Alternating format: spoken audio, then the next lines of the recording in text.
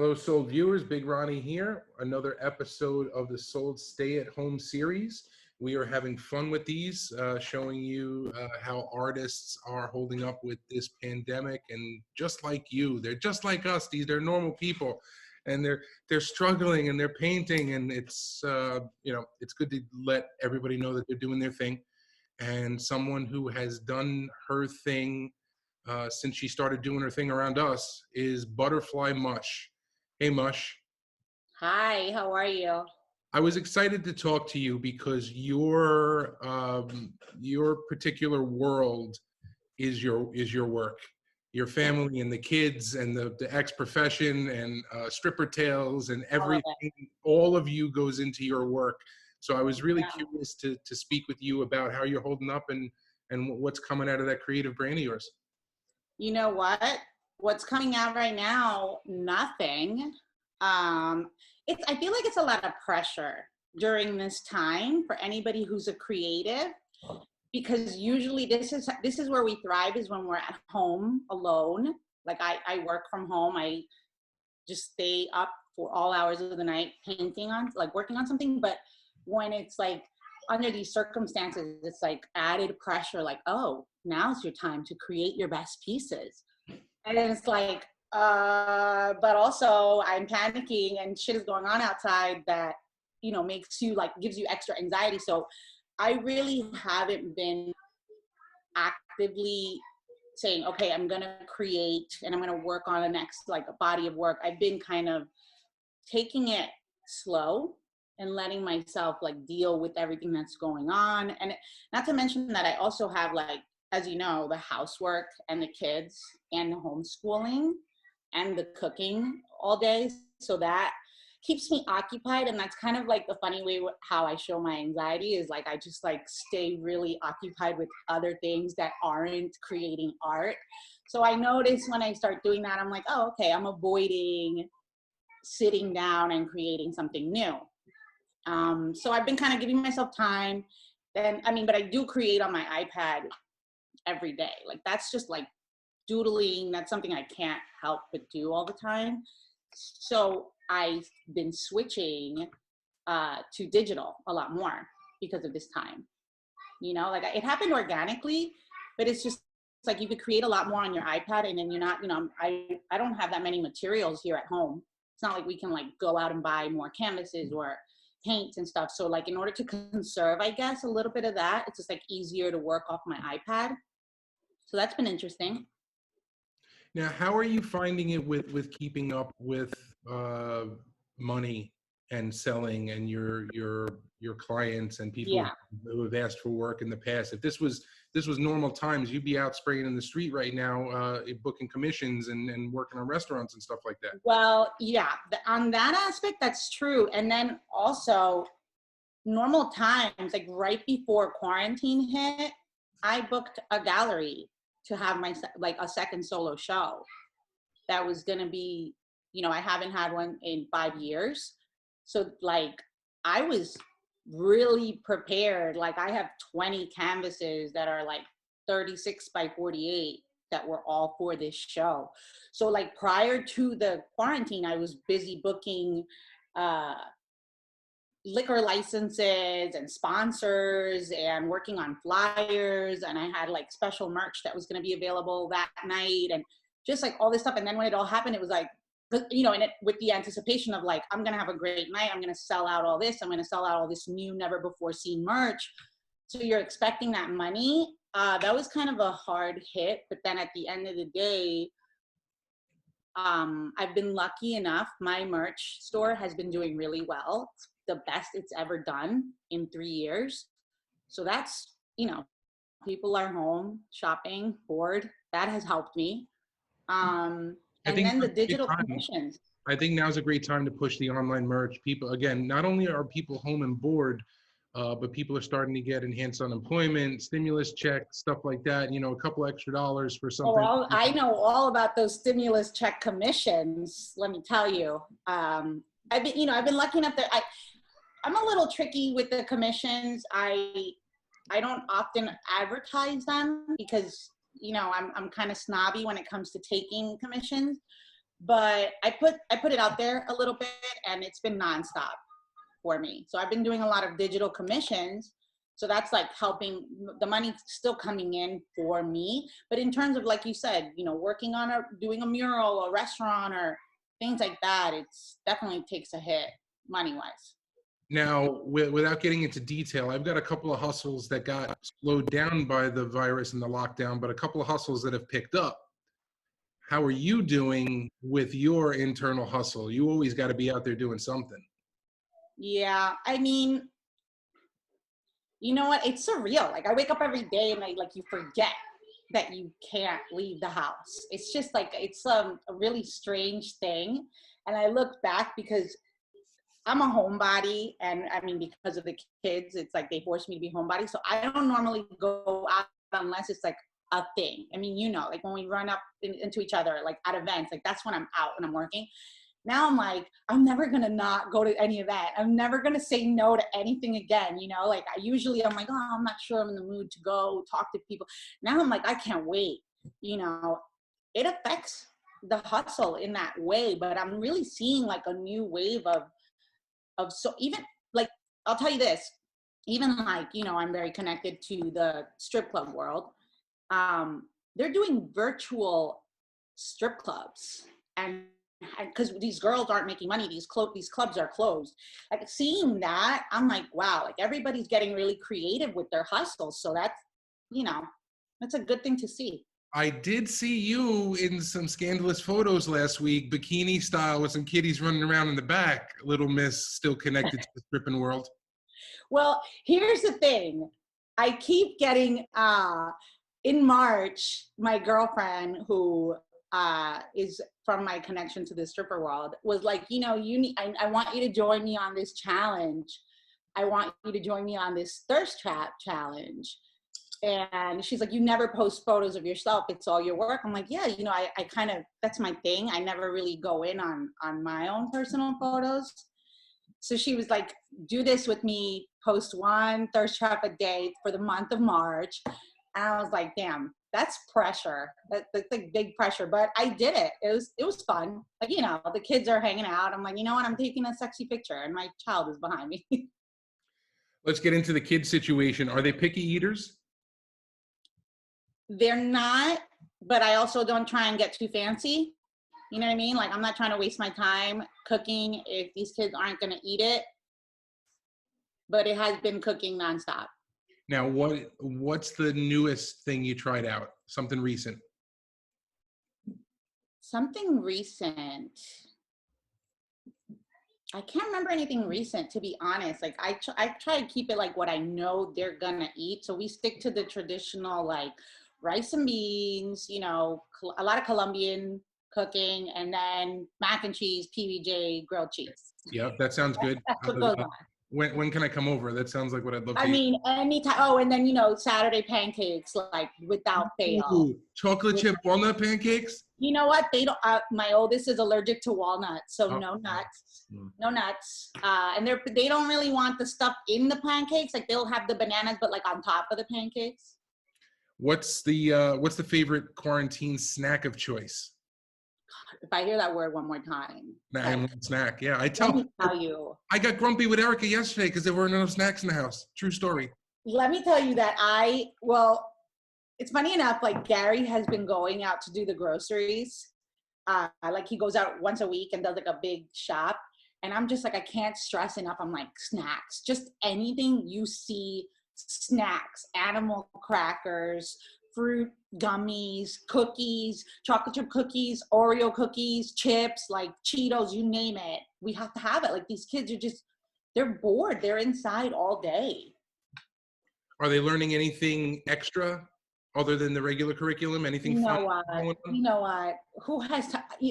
Like, you think that you have time for these things, right? Like my oldest son he likes singing, and he was like, oh, maybe, I was like, well, maybe we could do like singing lessons on YouTube or something, or like piano lessons. We have like a little piano, and it's like hard to motivate to do the extra when you know, like, it's like that looming feeling like you can't go outside.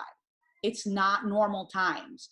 So I think with that added, it just makes you feel like, so we try to do things like switch it up. They're on their iPads for a lot of the day because that's what they love to do. But after a while, like right now, they're on a break and they're in their room and they are destroying that room. And it's like, you know what, go use your imagination, play with your toys. Usually like later on, Gary will come out and do like a workout with his soccer team via Zoom. Cool. And he does that with the kids. Adorable. We get creative. We try to do things like we'll have like movie night, just like trying out new things every day. Have you watched any good TV lately? Non-kid stuff? You know what? Non-kid stuff. Last night I was binging on the Sabrina like remake on Netflix. Like I didn't even know there was one. Sabrina the Teenage Witch, but it's like scary. Yeah, it's like scary and it's got like all this like dark lord talk. I was binging that last night and then I couldn't turn off the light before going to bed. We're in the middle of Schitt's Creek. We're in the my God. And that's what season are you guys in? 2. Okay, I just started season 3. Okay. My mom, she had been begging me for months. Like, oh my God, you got to see it. I know you'll love it. I was like, Mom, I don't have time. In regular time, like I normally would not. I'm very hard on myself. I don't watch TV and I especially don't binge on shows. The only time I ever watch TV is if I'm sitting down to fold loads of laundry, I give myself permission to watch a show. So I'll put something on, a documentary, something I want to watch. And that's the only time I really watch TV. The rest of the time I feel really guilty, like spending time binging on TV because I'm always like, I have so much work to do. I always have to, it's like, I think it's like it happens when you work from home. So I never have a feeling of like, okay, I'm in my office or I'm in my home. I'm just always here. So if I'm here, I feel like I always have to be working. And during this like quarantine time, I was like, you know what? I can finally watch TV and not feel guilty. So I've been doing Schitt's Creek, which is a good like. Put yourself on the other side of the lens. We're making a movie about Butterfly Mush right now. Your life retrospective. It's all about you. Who plays you? Young or old? There's a couple of versions. Both. I don't know young. I don't know any young actresses, but she definitely has to be like a bitchy, kind of tiny, skinny, rebellious little 12-year-old girl that looks like she's 10, but she's out there spray painting and doing illegal shit. And then old, you know what? That's hard. I want it to be like, she has to be Latina, but she has to not have an accent. Okay. That's important. And she has to be loud and obnoxious like I am, you know what I mean? Like a 20-year-old or 25-year-old Rosie Perez. I love Rosie Perez. That's definitely a good vibe. Like she could play me actually. I could do Rosie for sure. All right. This is a PG question. Get your mind out of the gutter. Do you have any hidden talents? Hidden talents? You know what, Ronnie? I'm going to tell you, I don't think anything about me is hidden. Like, first of all. So, like, if I could do something, you probably already saw it on my story. Yeah. I don't have hidden talents, no. All right. What's the one meal that you miss? If you could go out and have it right now, just you and Gary. Sushi. Oh, my God. My entire family. Oh, we're suffering. Where's your spot? I mean, I have places around here that I could order, but I don't have a particular spot that I love. I just love good, fresh sushi. Anywhere in the city that I know will have like fresh fish. I could order now. I'm just a little nervous. Like, how fresh is that fish with everything that's going on? All right, back to your being 12, looking 10, spray painting. What did you write for the first time? What did I write? Yeah, what was your first tag? Mush. Mush came from, I needed a tag. I was like 12 and we were like thinking, what should be the tag? And I was like, well, I really like mushrooms. Let's do Mush, M-U-S-H. And then, but I like mushrooms in both, with like the figurative, like the drawings, the illustration of the mushroom, I think is really cute. And then also taking mushrooms is really cute. One thing I love about your work is the obscene, the ridiculous eyelashes that you put on your girls. And Ronnie, you love those lashes. I do. I Love them absolutely so do. much. I love So them. much. It's this, again, it's distinct. When an artist has a style and an art, it can be recognized. You have a style. Even your hooded girls, the girl in the balaclava, she's got Yeah. is blending into it, you know. Yeah. Now let's talk about the scene as we know it. What do you think's going to change? What do you think's going to be different after all this? How do you, are we going to be chilling in the back of storefront or 212 or something like that, chilling anytime soon, or you think it's all going to change now? You know what? Before this all happened, I think there have been a lot of changes that have been happening in the last, like, I want to say 5 years, maybe 10, but not really. Like 5 years where, like for artists, I'm talking for artists, galleries don't have, the ball's not in their court anymore. I feel like with social media, artists have found so many ways to use it as an outlet to make a living out of it. So that was already happening before this. And now I think we're all really learning that, like, we really don't need anything or anyone else. If you want to, like, have your art out there, put it out there, show it, sell it. I think that's like a major, like, this whole situation is kind of confirming what was already happening a little bit. But I think, and then there's going to be these spaces like the spaces you mentioned where we like to go and have group shows and stuff that are more of a community space based rather than like a snobby gallery that is like handpicking their artist. You know what I mean? Like those spaces are becoming more and more popular because they're lending themselves as a space for artists to like have that sort of community gathering. Well, I think Instagram and Facebook and the like did a lot for the way that artists market themselves. And in a situation like this, I think what is a gallery doing for an artist if they're doing it great and it's a great relationship? They're helping to find customers. They're introducing new clientele. They're finding new clientele. They're helping you with the shipping. They're helping you with the finances. You know, nine out of those 10 services you don't need someone else's help for, especially someone like you who can hustle and can speak and likes to get a dollar out of somebody's pocket. My favorite. Right, but not every artist is like you. Not every artist talk about their work. Most people, one of the coolest things I ever heard out of an artist was Sucklord said the only thing that he learned in art school was how to talk about the piece of shit that he just created, and that is actually brilliant to me because isn't that what it's all about?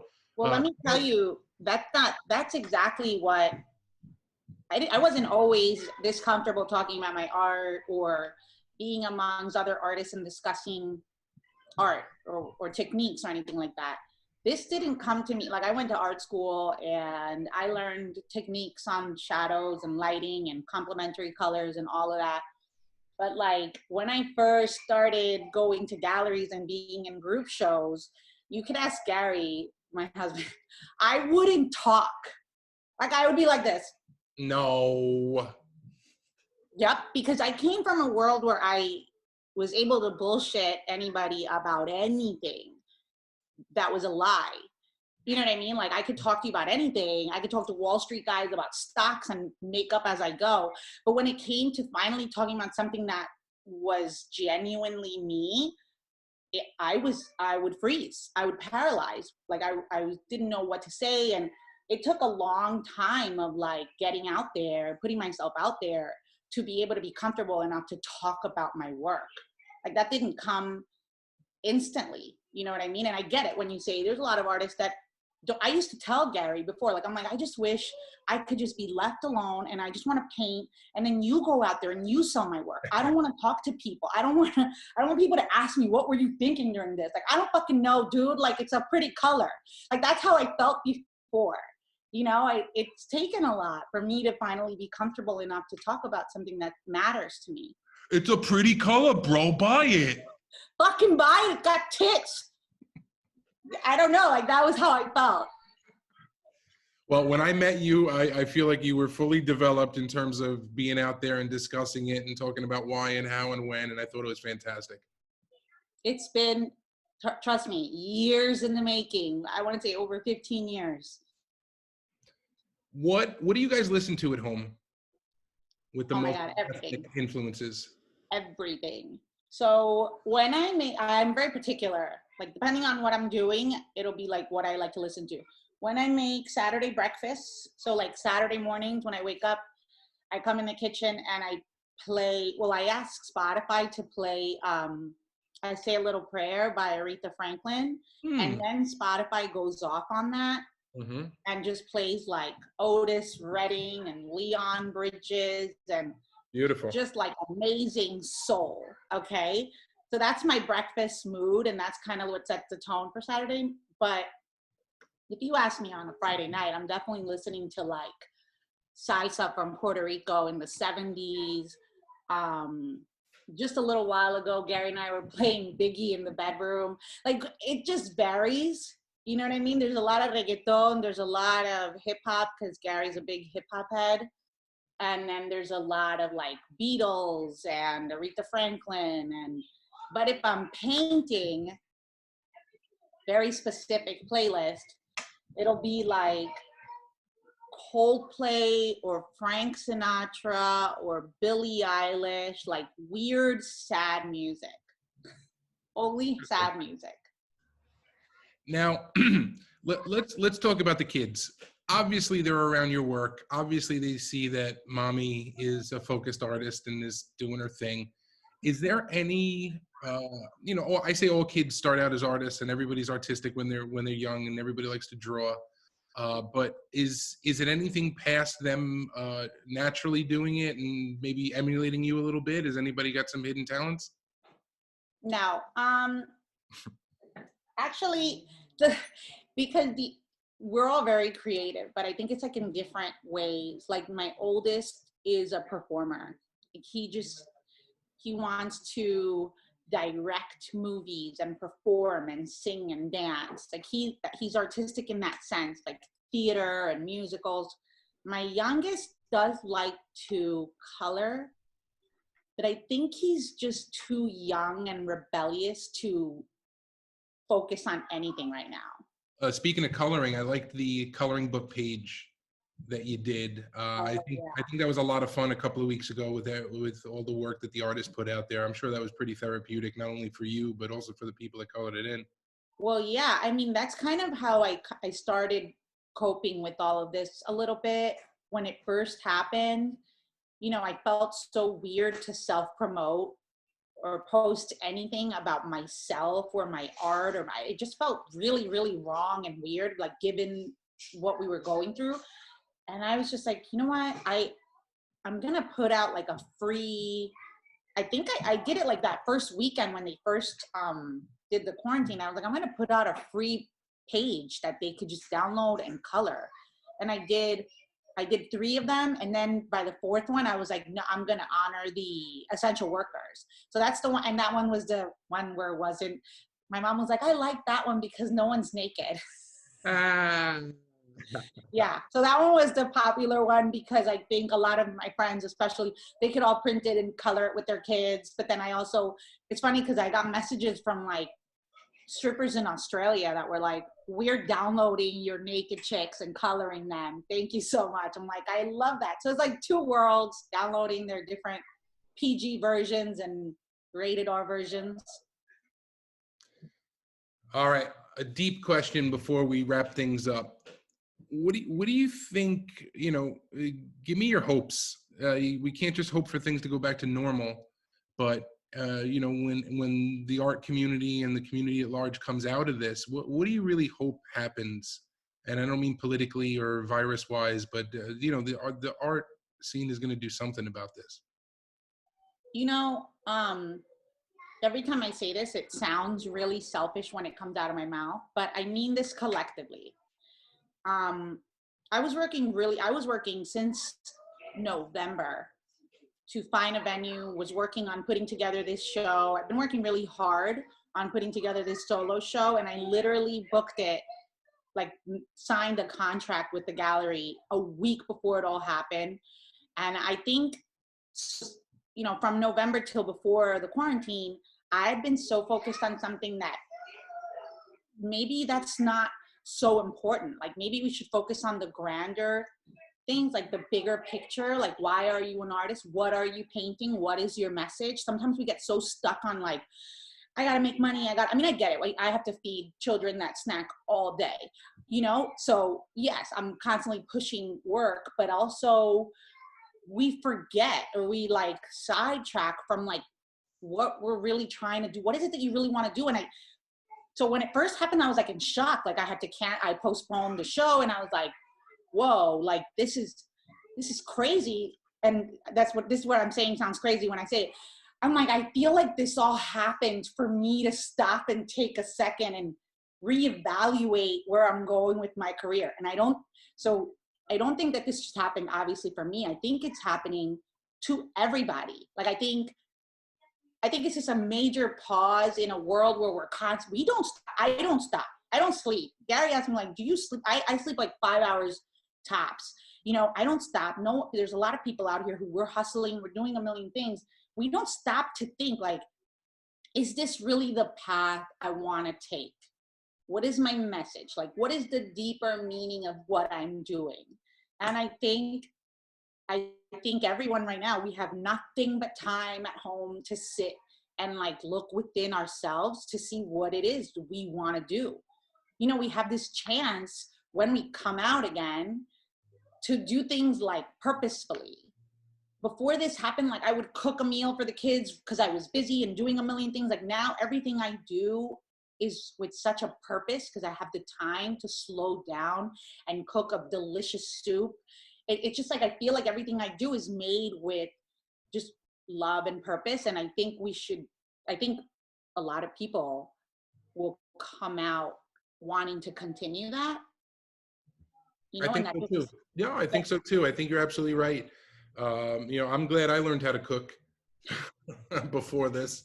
Yeah. Because, you know, it's really all just about acquiring cheap enough and cooking big enough portions we have leftovers at this point, I think. Yeah. But I think you just start to realize too, like what you thought you needed, you didn't really need it that much, did you? You're right. You know? That is a nice chunk of wisdom from Butterfly Mush, and we appreciate you sitting, chatting with us, letting everybody know. I appreciate you guys. What's that? I appreciate you guys, everything you do for the art community. We're just trying to tell the stories. We wouldn't be able to do anything without you, love. So keep doing your thing, keep being interesting, and we're going to be right up your butt wanting to tell that story, I'm pretty sure. So before I let you go, just let everyone know where they can find you online. My Instagram, Butterfly Mush, website, butterflymush.com, and there's a link for the merch there as well. There's stickers, t-shirts, all sorts of stuff. And within the coming week, I'm releasing a bunch of new things. So they posted prints, new stickers, new gear, new t-shirts, new everything. Keep the hustle going. We love it. We're going to keep in touch with you, and good to see you. I know. Good to see you too, guys. We are sold out with Butterfly Mush, and have a great day, everybody.